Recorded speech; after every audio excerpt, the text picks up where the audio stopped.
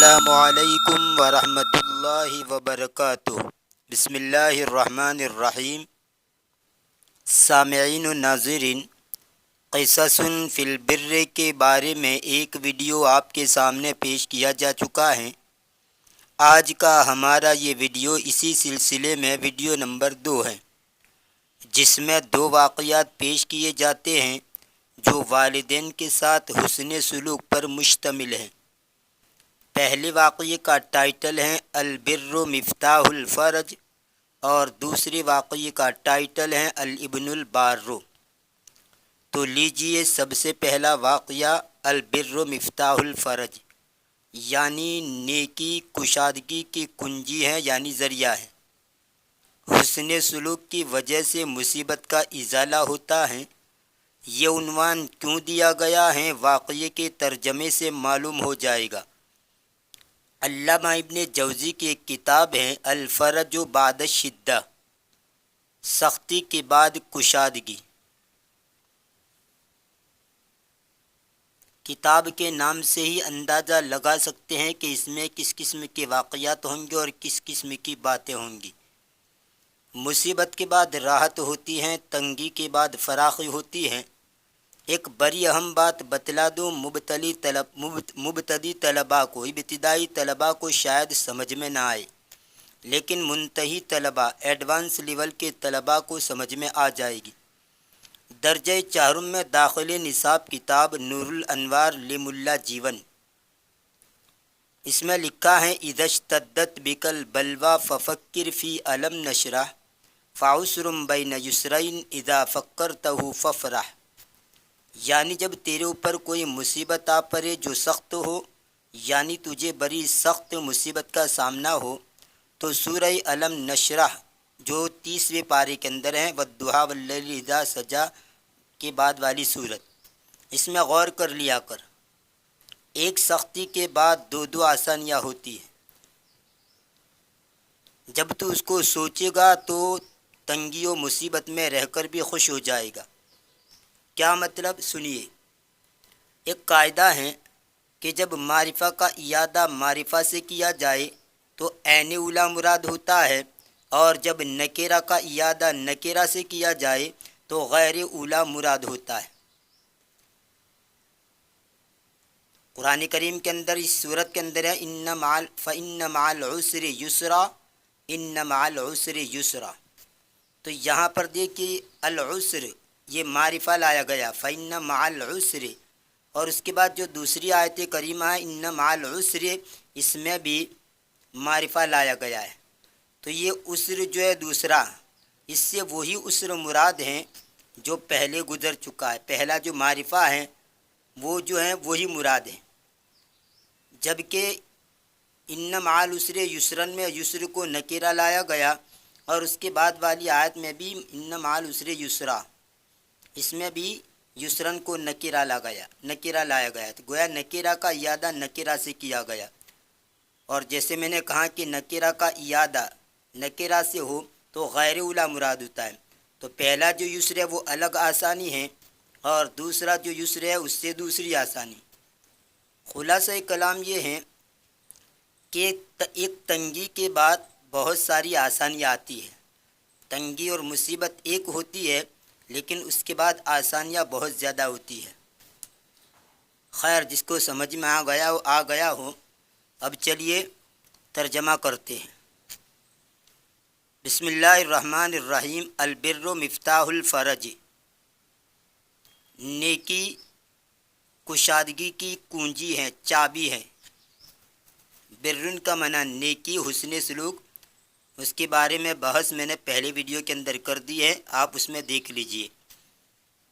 فی یوم من ایام الشتاء انطلق ثلاثۃ رجال فی سفر، موسم سرما کے دنوں میں سے کسی دن میں 3 آدمی سفر میں چلے۔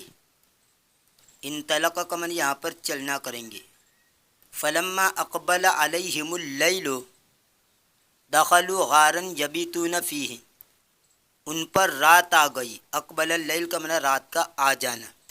ایک اقبل کا معنی آنا بھی ہوتا ہے، جیسے اقبل الرکب، قافلہ آ گیا، اقبل العام، سال آ گیا، اور اقبل علی العمل ونحوہ، اس کا معنی ہوتا ہے متوجہ ہونا، کسی کام پر لگ جانا۔ جیسے اگر یوں کہا جائے اقبلت الدنیا علیہ، تو اس کا مطلب یہ ہوتا ہے کہ دنیا اسے پورے طور پر مل گئی، یعنی دنیا اس پر متوجہ ہو گئی، یعنی پورے طور پر اسے مل گئی۔ تو اقبل کا معنی آنا بھی ہوتا ہے، متوجہ ہونا بھی ہوتا ہے، سامنے سے آنا، ایک ترجمہ اس کا سامنے سے آنا۔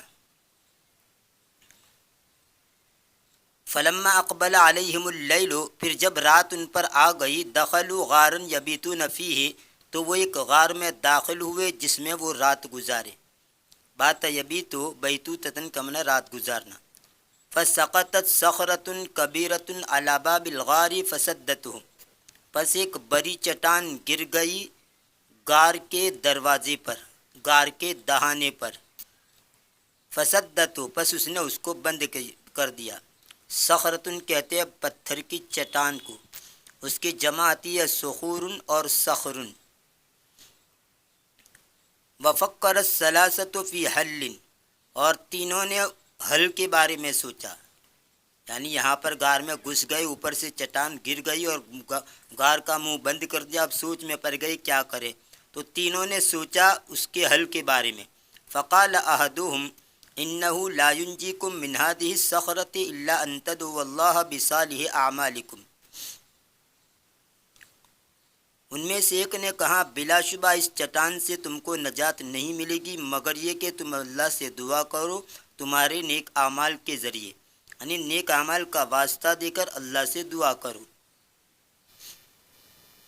فذکر احدہم انہ کان لہ والدان کبیران، ان میں سے ایک نے یاد کیا، ان میں سے ایک آدمی کو یاد آیا یا اس نے تذکرہ کیا کہ ان کے دو بڑے والدین تھے، دو برے سے مراد یہاں پر برے، کہ اس کے دو برے والدین تھے۔ فکان یرا الغنم نہارن، وہ بکریوں کو دن میں چراتا تھا۔ راج را کا معنی چرانا اور چرنا دونوں معنی آتے ہیں۔ راج را فعل لازم بھی استعمال ہوتا ہے، فعل متعدی بھی استعمال ہوتا ہے، چرنا اور چرانا، اور ایک اس کا معنی ہوتا ہے نگرانی کرنا، دیکھ بھال کرنا۔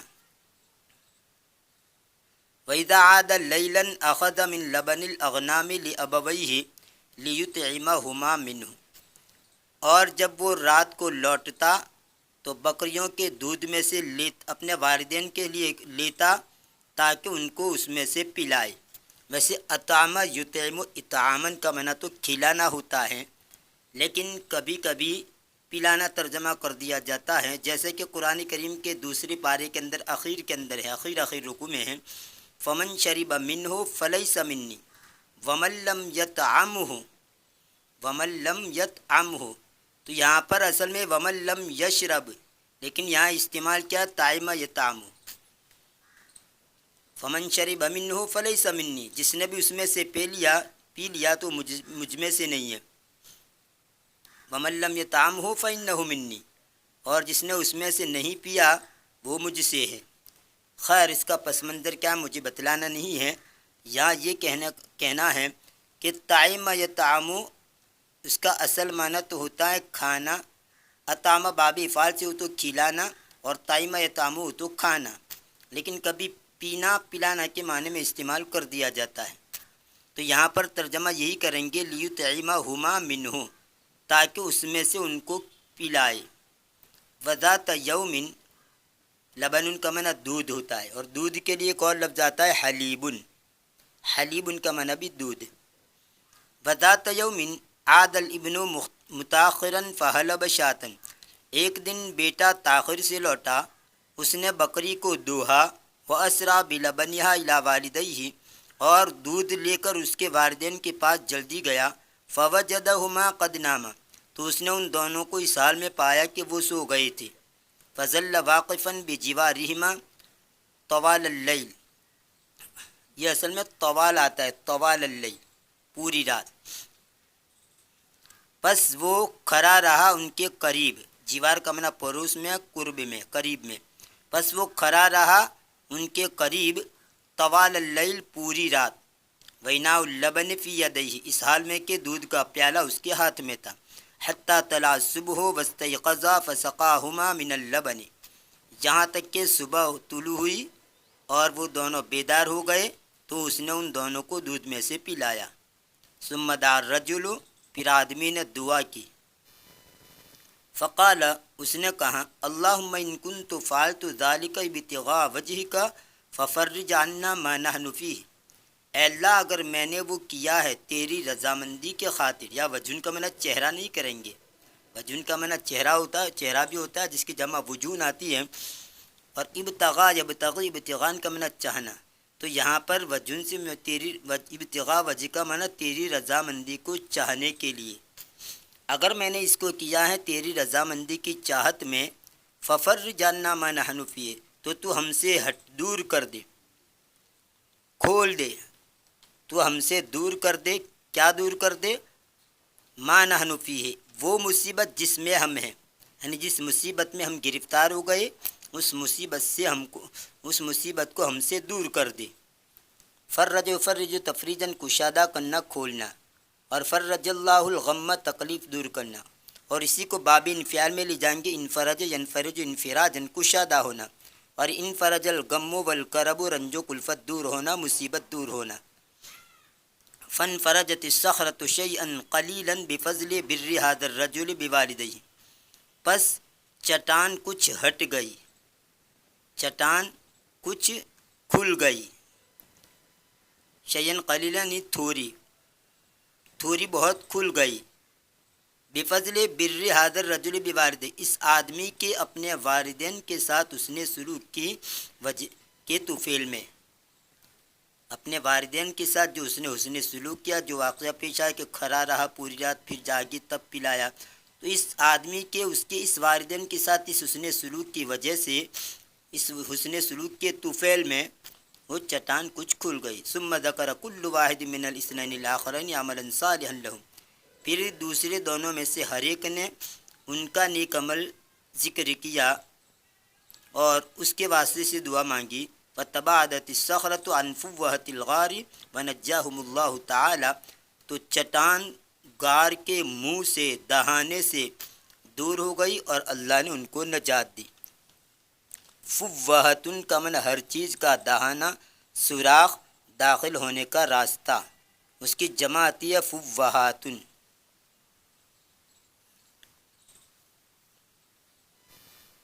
لیجئے دوسرا واقعہ، الابن البار، فرما بردار بیٹا، کان لأحد الناس ابن صالح بار بھی، لوگوں میں سے ایک آدمی کا ایک نیک فرما بردار بیٹا تھا، نیک اور فرما بردار بیٹا تھا۔ وکان ھذا الابن یحرص دائما علی رضا ابیہ، اور یہ آدمی ہمیشہ اپنے باپ کو راضی کرنے کی خواہش رکھتا تھا۔ حریص یحرص، حرصن کا معنی لالچ کرنا، خواہش مند ہونا، اور دائمن کا معنی ہمیشہ، تو یہ لڑکا ہمیشہ اپنے باپ کو راضی کرنے کی خواہش رکھتا تھا۔ فأحبہ ابوہ حبا شدیدا، تو اس کے باپ نے اس سے سخت محبت کی، بہت محبت کی۔ وعرف الابن بین الناس ببرہ العظیم بوالدیہ، اور بیٹا لوگوں میں مشہور ہو گیا۔ عرف الابن کا معنی بیٹا مشہور ہو گیا، عرف یعرف معرفتن کا معنی جاننا، پہچاننا، بیٹا پہچانا گیا، جانا گیا، مطلب کہ مشہور ہو گیا، فیمس ہو گیا، بیٹا لوگوں میں مشہور ہو گیا، اس کی اس کے بڑے حسن سلوک کی وجہ سے، اس کے والدین کے ساتھ اس کے بڑے حسن سلوک کی وجہ سے لوگوں کے درمیان وہ مشہور ہو گیا۔ فأخذ الناس يتساءلون فيما بينهم عما يفعله هذا الابن، لوگ آپس میں ایک دوسرے سے پوچھنے لگے اس کام کے بارے میں جس کو یہ لڑکا کرتا ہے، تو ایک دوسرے سے پوچھنے لگے کہ لڑکا کیا کرتا ہے، کیا کام کرتا ہے، اتنا فیمس اور مشہور ہے۔ حتی اصبح مثالا یحتذی فی البر بالوالدین، یہاں تک کہ وہ ایک قابل تقلید مثال ہو گیا، والدین کے ساتھ اس نے سلوک میں قابل تقلید مثال بن گئے ہو گیا۔ احتذا یحتذی احتذان، اس کا معنی ہوتا ہے نقش قدم پر چلنا، کسی کی طرح کام کرنا۔ احتذا مثال فلان اس طرح بھی استعمال ہوتا ہے، اور احتذا علی مثالی ہی یا احتذا بمثالی ہی، تینوں طرح استعمال ہوتا ہے۔ براہ راست بھی مفعول لا سکتے ہیں، اعلیٰ کے واسطے سے بھی یا با کے واسطے سے بھی۔ اور یہاں پر یحتذا مجہول پڑھیں گے، یہاں تک کہ وہ مثال یعنی نمونہ ہو گیا جس کے نقش قدم پر چلا جائے، ایسا نمونہ کہ جس کے نقش قدم پر چلا جائے، یعنی جس کو آپ یوں کہہ لیجیے قابل تقلید ہے، وہ ایک قابل تقلید نمونہ ہو گیا والدین کے ساتھ حسن سلوک میں۔ وذات مرتن قابل احد الناس والد حاضل ابن البار وسالو عن سلوک ابنہ معہ، ایک مرتبہ لوگوں میں سے کوئی آدمی اس فرما بردار بیٹے کے باپ سے ملا۔